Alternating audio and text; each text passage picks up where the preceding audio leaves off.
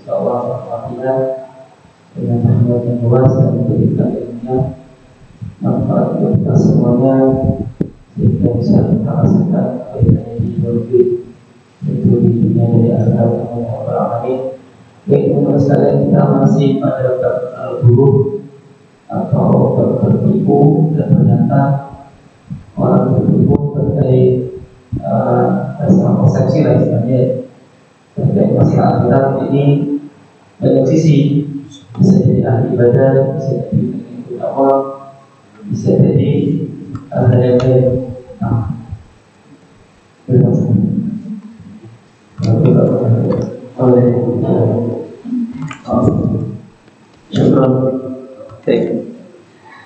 Baik, kita masih membahas terkait mereka yang berusaha untuk membersihkan hatinya dan merasa sudah bersih mungkin. Nah, mereka juga bisa tertipu. Nah, kemarin kita sudah bahas dari sisi yang pertama, yaitu mereka sampai ngotak-atik terkait halal dan haram. Di asal orang kalau hatinya sudah dekat sama Allah, maka yang haram pun bisa menjadi halal, dan dia juga bisa mengharamkan yang halal. Nah, sekarang masuk ke model yang lain lagi. Sebagian lagi mengatakan la qadra lil a'mali bil jawarih. Jadi amal ibadah, yaitu amal perbuatan kita itu nggak bisa mempengaruhi atau merusak apapun. Nah, wa innaman nadru ilal qulub, tapi yang fokus kita itu adalah hati, kata orang yang satu ini. Jadi asal hatinya beres, apa yang dilakukan oleh anggota badan itu nggak bakal berimbas apa-apa. Jadi mirip kayak orang-orang murji'ah. Orang-orang murji'ah itu mengatakan kalau hatinya sudah imannya sudah benar, maka perbuatan apapun yang dilakukan anggota badan itu nggak mempengaruhi iman mereka. Mau berzina, mencuri, mau apapun nggak masalah. Nah, ini orang-orang murji'ah. Nah, ini ada model orang sufi yang seperti ini. Sekali lagi ya, jadi yang disebut sufi macam-macam, secara bahasa ataupun secara istilah pun sebenarnya bagus, yaitu orang yang mensucikan jiwa. Tapi orang yang seperti ini terkadang tertipu oleh persepsinya sendiri. Kemarin mereka mengatakan innallaha mustaqbilin amali, Allah itu nggak butuh terhadap amal ibadah. Mereka ngomong seperti itu. Nah, sekarang dia mengatakan, kelompok lain lagi mengatakan amal ibadah itu nggak bakal mempengaruhi hati, nggak bakal mempengaruhi keimanan. Nah, jadi fokusnya pada hati saja. Wa qulubuna walihatun bihubbillahi ta'ala, sedangkan hati kami itu penuh dengan kecintaan terhadap Allah. Jadi kegundahan itu cuma kecintaan kepada Allah, sehingga mau berbuat apapun nggak berimbas. Nah, mau ngumpulin harta sebanyak-banyaknya, mau maksiat dengan berbagai macam, bahkan ada yang ngomong terus terang. Nah, kadang saya juga nonton film India di saat pengajian besar, ini kan rasanya aneh. Yang penting sudah cinta sama Allah, selesai. Nah, karena mereka punya persepsi kalau kita mencintai Allah, maka Allah tidak akan menghukum kita besok di akhirat. Orang ini kan agak gimana ya pola pikir umat. Kalau memang cinta sama Allah, tinggalkan dong hal yang Allah haramkan. Masa hal yang Allah haramkan dilakukan, terus kemudian saya cinta sama Allah, ini kan persepsi yang bulat ya, bulat. Nah, Nabi Muhammad ataupun para sahabat tidak ada yang seperti itu. Ini persepsi dari mana? Nah, wawasinatun ila ma'rifatihi, dan hatiku sudah sampai terhadap ma'rifatullah, sudah mengenal Allah. Ini istilah-istilah mereka ya. Ma'rifat, nanti ada apa ya? Hakikat, ma'rifat, hakikat, atau apa sih? Nah, istilah-istilah yang sering disampaikan oleh orang sufi ya, dalam arti sampai menghalalkan yang Allah haramkan. Nah, tapi wa inna manakhudhu fid dunya, maaf, sampai ada yang mungkin pernah dengar ya, Ibnu Arabi itu yang punya konsep wahidatul wujud, punya konsep yang terwujud. Jangan salah ya, ada Ibnu Arabi, ada Ibnul Arabi. Kalau Ibnul Arabi pada alif lam, itu dua-duanya dari Andalusia. Itu ulama tafsir namanya Abu Bakar Ibnu Arabi, yang satu lagi Ibnu Arabi tanpa alif lam, itu yang tokoh sufi yang punya konsep wahdatul wujud, jadi bersatunya makhluk dengan Allah. Nah, Allah ya Allah sampai begitu. Nah, itu yang diperangi oleh para ulama kuno zaman dahulu. Nah, kalau nggak salah Wali Songo itu memerangi itu, kalau nggak salah. Tapi lanjut, wa inna ma nakhudhu fid dunya bi abdanina. Kami itu di dunia itu nakhudhu melakukan banyak hal dengan badan-badan kami, melakukan A, B, C, D, F, G, bahkan yang mungkin Allah haramkan. Wa qulubuna aqifatun fil hadratil rabbaniyah. Sedangkan hati kami itu itikaf di sisi Allah Subhanahu wa ta'ala. Nah, orang-orang seperti ini itu kena syubhatnya sudah tinggi sekali. Jadi mereka sudah menghalalkan hal-hal yang Allah haramkan. Fanahnu ma'asyubhat syahawati bil dzawahir la bil qulub. Syahwat kami itu dengan yang zahir, dengan badan aja, bukan dengan hati. Misalnya naudzubillah min dzalik, berzina itu bukan hatinya yang pengen, tapi syahwat ya zahir saja. Nah, ini pernah tak ceritakan, kayaknya pernah masuk TV itu. Nah, di daerah Makassar, kalau salah, mohon maaf ya ada yang dari sana, itu ada kelompok-kelompok begini lah, suka wirid, jadi putra putri itu laki-laki perempuan ditutup satir gitu. Nah, wirid macam-macam itu, nggak tahu wirid apa, mungkin wirid maksud istighfar apa gitu. Cuma ketika tiba udah pertengahan malam itu satirnya terbuka. Nah, terus jadi kumpul-kumpul begitu. Saya pernah dapat cerita katanya di sini juga ada katanya. Nah, Allah Ta'ala ada yang datang konsultasi begitu. Dia cerita ada seorang gadis yang ikut begituan sampai berzina. Kemudian didakwahi oleh seorang muslimah, kasih tahu bahwa yang kamu lakukan itu zina. Dia marah-marah. Itu bukan zina, itu bentuk peribadatan. Jadi intinya anggota badan melakukan apa itu enggak ngefek, yang penting hatinya itu iman kepada Allah. Nah, ini kan atau dari mana pemahaman seperti ini tuh nggak ada sanadnya dari orang salaf dulu, baik sahabat, tabiin atau setelahnya. Kita nggak pernah dengar yang seperti itu. Jadi sepakatlah itu bahwa waswas syaitan sebagaimana kata Ibnu Qudamah di sini. Wa yasumuna annahum qad taraqqau an rutbati al-awam. Mereka mengira, mereka yakin bahwa mereka itu sudah derajatnya itu tidak di orang awam, sudah naik lagi. Masya Allah. Bukan derajat orang awam, sudah di atas orang awam. Wastaghnau an tahdhibin nafsi bil a'mal al-badaniyah. Dan mereka sudah nggak butuh lagi untuk menghiasi hati mereka dengan amal-amal badan. Udah nggak butuh sholat jamaah, udah nggak butuh amal-amal yang lain. Wa anna syahwati la tasudduhum an tariqillahi ta'ala bi quwwatin fiha. Dan syahwat-syahwat mereka itu nggak bisa menghalang mereka dari jalan Allah karena hati mereka sudah sangat kuat. Nah, ini udah mulai ngawur. Wa yarfa'una anfusahum an darajatil anbiya, dan hati mereka dan diri mereka telah mengangkat diri mereka di atas derajat para nabi. Kemarin kayak sudah pernah ceritakan, nabi itu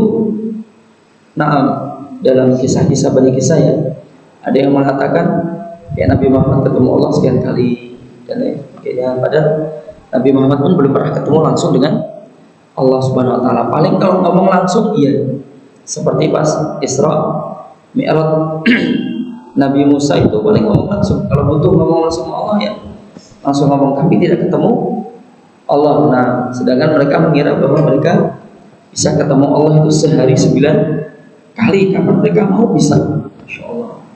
Nah, ini kan mereka sudah mengangkat derajat mereka di atas para nabi. Luar biasa sekali. Di anal anbiya alaihi wassalatu wassalam kanu yabquna ala khati'atin wahidatin sinin. Karena para nabi itu mereka bisa nangis bertahun-tahun atas satu kesalahan. Masya Allah, nabi itu bisa nangis bertahun-tahun atas satu kesalahan. Nah, Nabi Ibrahim itu ketika peristiwa nanti di hari akhir di padang mahsyar itu kan dimintain syafaat tapi nggak mampu dan beliau masih merasa bersalah karena merasa pernah berdusta 3 kali. Kita nggak tahu zaman dulu sebelum dapat hidayah nggak tahu udah berapa kali, tapi nggak pernah bersedia ke situ. Tapi Nabi Ibrahim pernah yang nggak pede kepada Allah karena merasa berdusta 3 kali. Padahal kalau kita lihat kasus-kasusnya itu bukan bentuk dusta, tapi kalimat jujur, tapi kalimat itu bisa disalahpahami oleh orang lain. Kalimat jujur tapi kalimat itu bisa disalahpahami oleh orang lain. Misalnya ketika ditanya oleh seorang raja Mesir, dia kan bawa istrinya hijrah dari Irak lewat Mesir ke Syam. Itu kan istrinya cukup cantik sekali ya, Ibunda Sarah itu cantiknya keturunan. Makanya kalau Nabi Yusuf itu gantengnya keturunan ya wajar, nenek moyangnya begitu. Nah, Ibunda Sarah itu raja Mesir itu aneh. Dia itu senang berzina dengan istri orang. Kalau perawan nggak senang, janda juga nggak senang. Senangnya dengan istri orang. Nah, ketika dia bawa istrinya itu, ditanya oleh si raja Mesir, mana ini? Siapa ini? Maka dia khawatir kenapa-kenapa. Maka Nabi Ibrahim alaihissalam menjawab, hadihi ukhti, ini adalah saudara perempuanku. Ini adalah saudara perempuanku. Sebenarnya beliau nggak salah, nggak dusta juga. Ini adalah saudara perempuan fillah. Nah, fillah yaitu fillah ya saudara perempuan.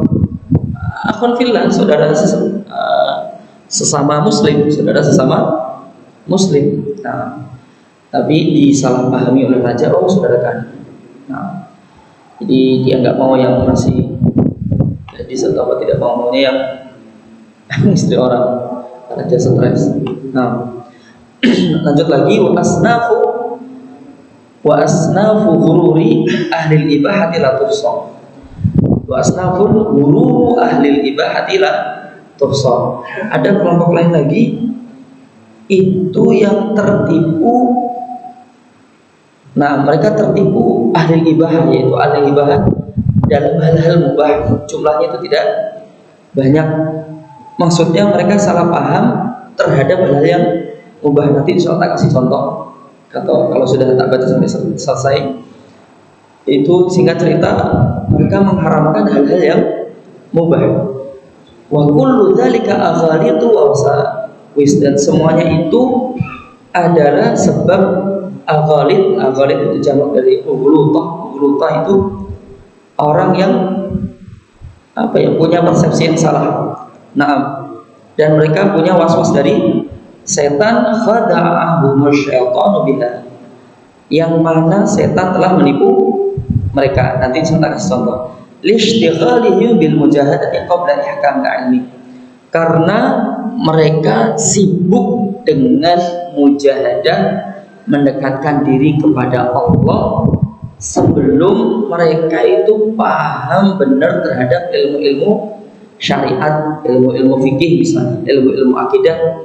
Mereka belum paham benar, tapi sudah sibuk tentang mujahadah. Harusnya kan tentang hakikatnya dulu dipahami, atau istilahnya apa ya, tentang ilmu kaun kalau bahasa yang disebutkan dalam ta'lim, atau bahasa ulama jumhur itu ilmu hal, ilmu yang berkaitan tentang diri kita, kewajiban yang melingkup pada diri kita. Nanti contoh contoh min ghairi tiqda'in bi syaikhi sahibi ilmin wa dinin salihin lil ibtida'i bihi, tanpa mereka mengikuti seorang syekh yang memang paham ilmu, yang dia memang ahli agama, dan yang memang bisa untuk diikuti. Misalnya kayak orang-orang Khawarij zaman dulu, mereka itu ketika memberontak terhadap sahabat mulia yang juga seorang khalifah Ali bin Abi Thalib radhiyallahu anhu, mereka itu mulai mengharamkan hal yang mubah. Mereka mendekat ke masjid, terus memakai baju yang ala kadarnya, mengharamkan pakai baju-baju yang bagus. Nah, saat itu mau diperangi oleh Ali bin Abi Thalib radhiyallahu anhu. Terus kemudian kata Ibnu Abbas radhiyallahu anhu, jangan perangi dulu, kirim aku untuk mendakwahi mereka. Kalau mereka nggak mau dengar, maka silahkan kamu perangi. Maka kemudian Ibnu Abbas pun datang ke sana pakai baju yang sangat indah. Begitu awal datang, dikira orang Khawarij, dia akan gabung dengan orang-orang Khawarij. Jadi disebut marhaban ya bani ammi Rasulullah. Selamat datang wahai anak pamannya Rasulullah. Terus kemudian beliau kan pakai baju bagus begitu. Kemudian diingkari oleh orang-orang Khawarij. Kamu ini bagaimana? Kamu ini ahlul bait, kamu ini sahabat Nabi, tapi kok pakai baju bagus. Nah, kemudian dibantah oleh Ibnu Abbas radhiyallahu anhu dengan baca sebuah ayat, "Qul man harrama zinatallahi allati akhraja li'ibadihi wat-thayyibati minar rizq." Katakanlah wahai Nabi Muhammad, siapa itu orang-orang yang mengharamkan perhiasan-perhiasan Allah yang Allah keluarkan untuk hamba-hambanya dan rezeki-rezeki yang bagus. Ini halal, kenapa kamu haramkan? Dan sebagian mereka lagi itu sampai ada, mohon maaf, yang tidak mau makan sembelihan yang tidak jelas. Nah, jadi ketika di warung itu gak mau makan ayam misalnya, atau makan daging, tapi kalau nyembelih sendiri mau. Jadi sebut kehati-hatian sih nggak apa-apa, tapi kalau sampai mengharamkan, nah ini yang berat. Ini kemudian mengharamkan. Dan Rasulullah sendiri itu kalau kita lihat tidak sebegitunya. Itu kalau kita lihat tidak sebegitunya. Beliau itu pernah makan keju impor dari Syam, padahal orang-orang Syam itu adalah orang Nasrani. Sedangkan orang-orang Nasrani itu zaman dulu, sekarang nggak tahu ya, ketika bikin keju itu dikasih lemak babi, biasanya begitu, tapi tidak semua dikasih lemak babi. Dan kita tahu lemak babi kan haram. Dan ketika Nabi dihajai itu dimakan. Nah, kenapa? Karena kita pakai hukum secara umum keju itu tidak di cara pembuatannya secara umum ya. Keju itu dari susu sapi. Adapun dicampur atau tidak itu kan syubhat. Itu kan sesuatu yang tidak sifatnya dhon. Bahkan ibunda kita Aisyah radhiyallahu anha itu pernah dikasih hadiah daging. Kami nggak tahu. Sedangkan orang Madinah saat itu mayoritas orang-orang kafir, kaum pagan. Nah, saat itu terus kemudian ketika dikasih daging, nanya kepada Rasulullah, ini boleh tak makan? Nah, kemudian kata Rasulullah, "Sammi anti tsumma kuli." Kamu baca bismillah kemudian makan. Jadi tidak terlalu sulit. Nah, jadi ternyata dalam syariat itu tidak terlalu sulit. Jadi kalau kita makan di warung nggak jelas ini disembelih dengan nama Allah atau enggak, ya kita baca bismillah terus kita makan. Jadi kalau memang dia lupa baca bismillah, kita sudah baca bismillah. Bahkan produk-produk, bayangkan ya, produk orang kafir, nah, yang memang tidak diketahui pasti itu pakai bahan haram atau tidak, kita tahu ini pasti terbuat dari susu onta atau apa, susu sapi, mana aja. Nah, ini Rasulullah. Nah, ini sebagian orang-orang itu tertipu sampai hal-hal yang mubah itu diharamkan. Misalnya nggak mau pakai ini, pakai yang hal-hal yang ringan saja. Ini menurut Ibnu Qudamah mereka sedang Allah Ta'ala. Tapi naam, masih satu alin lagi, tapi ini kayaknya panjang banget. Naam, ini insya Allah tak baca di berikutnya. Setelah itu kita pindah di bab lain lagi, yaitu arbabu al-amwal. Mereka punya uang, itu bisa jadi juga tertipu. Dan ini juga disebutkan wahum firaq, mereka ternyata juga ada bermacam-macam. Tapi akhirnya cukup Bapak, nakfi darsana bi du'a fardhu majlis, subhanakallahumma wa bihamdika asyhadu an la ilaha illa anta astaghfiruka wa atubu ilaik. Assalamualaikum warahmatullahi wabarakatuh.